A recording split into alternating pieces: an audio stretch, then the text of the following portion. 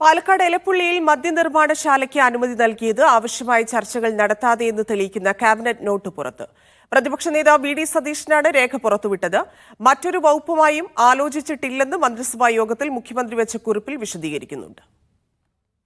പാലക്കാട് ഉപതെരഞ്ഞെടുപ്പ് പ്രചാരണം നടക്കവേ കഴിഞ്ഞ വർഷം നവംബർ 8-നാണ് 32/G3/2024 എന്ന ഫയൽ മന്ത്രിസഭാ യോഗത്തിൽ അവതരിപ്പിക്കാനുള്ള അനുമതി മുഖ്യമന്ത്രി നൽകുന്നത്. എക്സൈസ് മന്ത്രി അംഗീകരിച്ച ഫയൽ മറ്റു വകുപ്പുകൾ ഒന്നും കണ്ടിരുന്നില്ല. മറ്റേതെങ്കിലും വകുപ്പുകളുമായി ആലോചിച്ചിട്ടുണ്ടോ എന്ന ചോദ്യത്തിന് ഇല്ല എന്നാണ് മന്ത്രിസഭാ യോഗത്തിനുള്ള കുറിപ്പിലെ മറുപടി.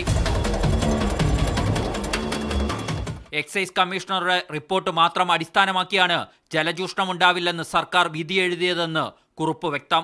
നേരത്തെ പുറത്തുവന്ന ഉത്തരവിലേതുപോലെ മന്ത്രിസഭായോഗ കുറിപ്പിലും കമ്പനിയെ പ്രശംസിക്കുന്നുണ്ട്.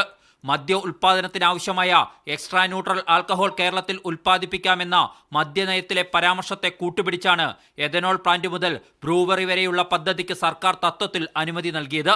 അസംസ്കൃത വസ്തുവായി അരി ഉപയോഗിക്കുമ്പോൾ ബ്രോക്കൺ റൈസ് മാത്രമേ ഉപയോഗിക്കാവൂ എന്ന ഭേദഗതി മാത്രമാണ് കുറിപ്പിൽ മന്ത്രിസഭ വരുത്തിയത്.